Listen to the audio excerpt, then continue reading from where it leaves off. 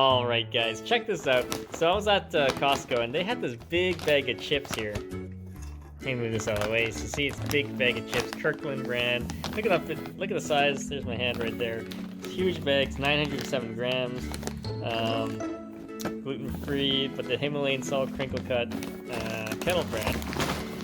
But the bag is just enormous. Cost-wise, I think it was like $8. So it is a more expensive bag, but it is also really big. So this will last you a while. But check it out. It is gluten-free, but use the potato, vegetable oil, Himalayan salt. So let's open this up and do a quick taste test. Okay, so that's what they look like with the bag open. Let's do a quick taste test. There it is.